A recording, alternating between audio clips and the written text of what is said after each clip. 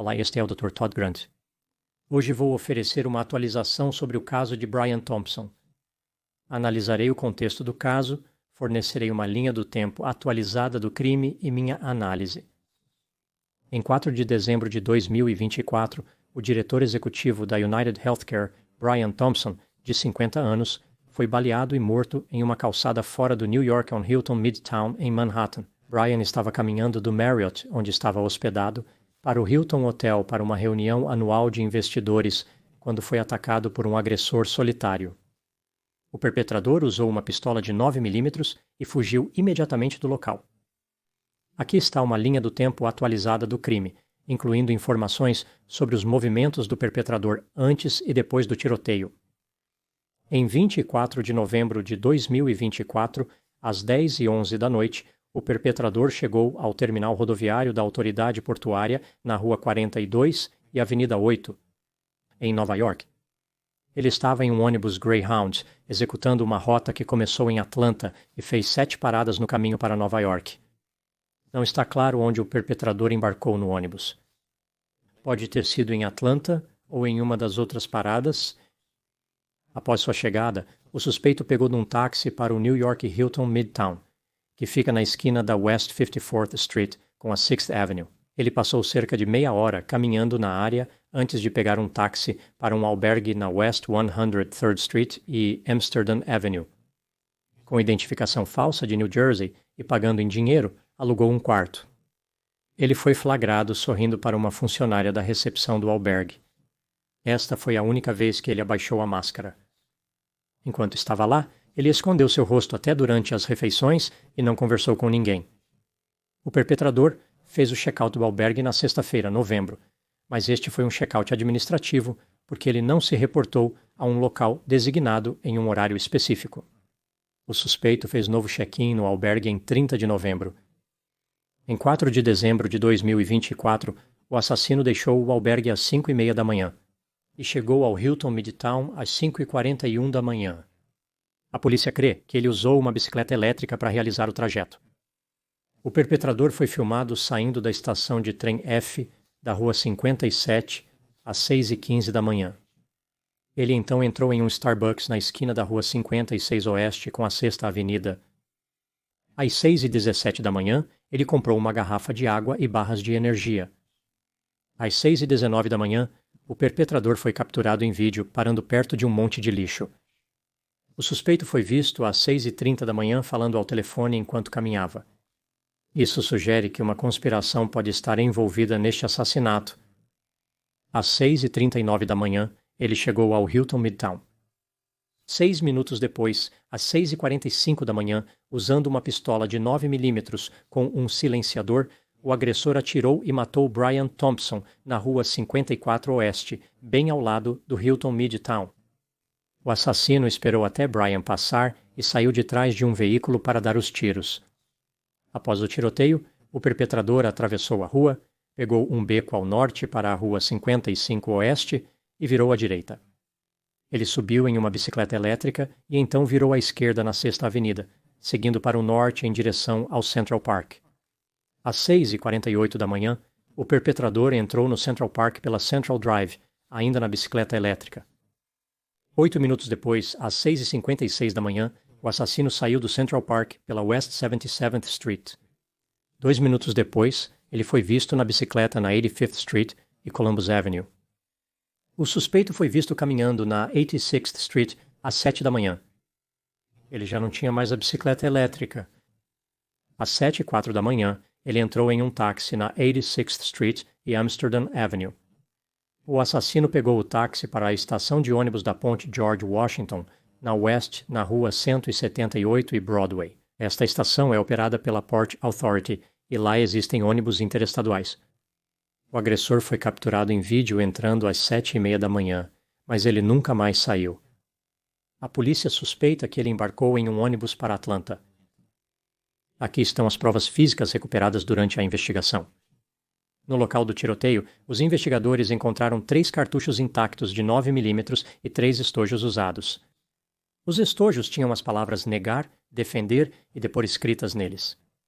Isso é semelhante a uma frase comum associada a companhias de seguro. Atrasar, negar, defender.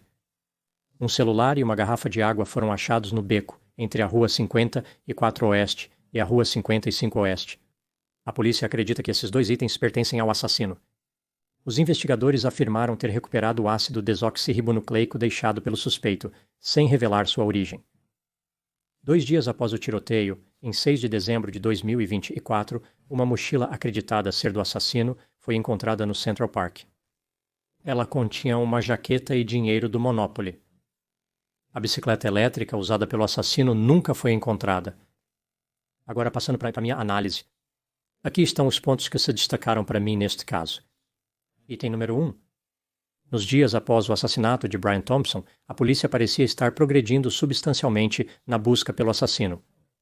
Havia muitas evidências recuperadas, como vigilância por vídeo, ácido desoxirribonucleico, um celular, uma garrafa de água, cartuchos, estojos gastos. Eles descobriram como ele foi e voltou de Nova York, rastrearam onde ficou e recuperaram sua mochila. Os investigadores conhecem quase todos os movimentos do assassino em Nova York. Apesar disso, no momento em que estou fazendo este vídeo, o assassino não foi preso. O assassino de Brian Thompson cometeu muitos erros. No entanto, ele foi surpreendentemente cauteloso em outros pontos durante sua aventura homicida. As autoridades provavelmente o prenderão. Se não o fizerem, o assassinato de Brian Thompson se tornará um dos maiores mistérios de todos os tempos no mundo do crime verdadeiro. Um que supera outros notórios mistérios de crimes reais, como Madeleine McCann, John Benet Ramsey e o assassino do Zodíaco, bem como mistérios menos conhecidos, como os assassinatos de Lindsay Busiak e Elizabeth Barraza. Item número 2. Um tema que surgiu deste caso é como as pessoas estão muito chateadas com a United Healthcare. A empresa foi acusada de rejeitar pedidos legítimos. Brian Thompson não era apenas parte dessa máquina, ele estava no comando. No momento de sua morte, Brian estava sob investigação do Departamento de Justiça. Ele não era uma vítima de assassinato simpática. Algumas pessoas ficaram mortificadas com a reação de muitos à morte de Brian, considerando-a insensível. Alguns até disseram que isso é um exemplo de Schadenfreude, experimentando alegria devido ao infortúnio dos outros. Eu não acho que seja tanto Schadenfreude quanto uma diferença na empatia. A maioria das pessoas reconhece que assassinato é errado. Não é que eles não tenham empatia pelo Brian. Eles acreditam que as vítimas do Brian merecem mais empatia do que ele. Através de um ato terrível e ilegal, o assassino expôs a traição da indústria de seguros de saúde. Ele tocou no extremo nível de frustração que existe. A mensagem nesta situação é clara. As empresas não devem obter lucros massivos causando dor. A sociedade vê isso como inaceitável e errado. Isso me leva ao item 3. Brian Thompson recebia um salário anual de 10 milhões, que era apenas uma parte de sua remuneração total. Há poucos empregos com remuneração tão alta. Além dos executivos de alto nível, pode-se ver uma renda como essa para estrelas da indústria do entretenimento, atletas profissionais ou um pequeno número de influenciadores de mídia social. 10 milhões anuais é uma quantia impressionante. O americano médio fará menos de 20% disso durante toda a sua vida. Desmembrando esse salário, vemos que 10 milhões por ano são cerca de 27 mil dólares por dia, 1.100 por hora e 19 dólares por minuto. Ryan ganhou 19 dólares por minuto, quando muitos não ganham isso por hora em uma semana de 40 horas de trabalho. Algum executivo de alto escalão vale tanto dinheiro assim? Como educador de conselheiros, interagi com muitos executivos de alto escalão. Doutores em educação de conselheiros são conhecidos por focar na prática clínica, como diagnosticar e tratar distúrbios mentais, bem como conduzir pesquisas. Mas a orientação profissional também é uma área de interesse. Isso remete aos primeiros dias da profissão, como o início dos anos 1900, antes que a ênfase em distúrbios mentais se tornasse dominante.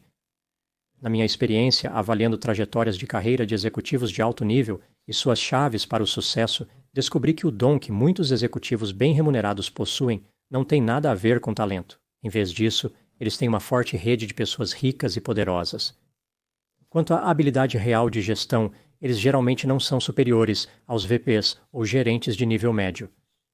Normalmente, Conseguir um emprego como diretor executivo ou uma posição semelhante é mais sobre quem a pessoa conhece do que o que ela sabe. Também notei que muitos diretores de nível 100 passam a acreditar em sua própria singularidade. Eles não atribuem nenhum de seu sucesso à sorte. Ao contrário, eles acreditam que merecem o dinheiro que ganham. Todo o dinheiro que eles recebem deveria estar indo para você. Isso é totalmente justificado pelo seu desempenho. De certa forma, eles estão em negação, como muitos usuários de substâncias.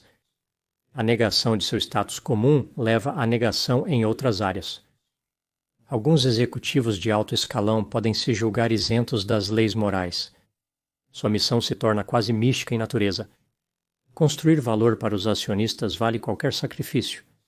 É a maior busca que um ser humano pode fazer. Talvez isso tenha acontecido com Brian Thompson. Ele ficou tão absorto e fascinado por seu próprio poder que esqueceu das pessoas que estava prejudicando. Brian foi morto a tiros enquanto caminhava animado para uma reunião onde iria anunciar que a United Healthcare estava projetada para ganhar 450 bilhões de dólares no próximo ano. Eu ficaria surpreso se a empresa tivesse alguma dificuldade em encontrar um substituto para completar essa tarefa. Essa é a minha atualização sobre o caso de Brian Thompson. Muito obrigado por assistir. Falo com você em breve. Lembrete, tenho mais de 300 vídeos pré-lançamento no meu Patreon. Esses vídeos têm a mesma qualidade dos vídeos que eu publico. Geralmente, quando coloco um vídeo em status de pré-lançamento, ele permanece assim por meses, se não um ano. Então não é como se eu colocasse o vídeo nesse status por uns dias e depois o publicasse. Vou colocar o link para o Patreon na descrição deste vídeo.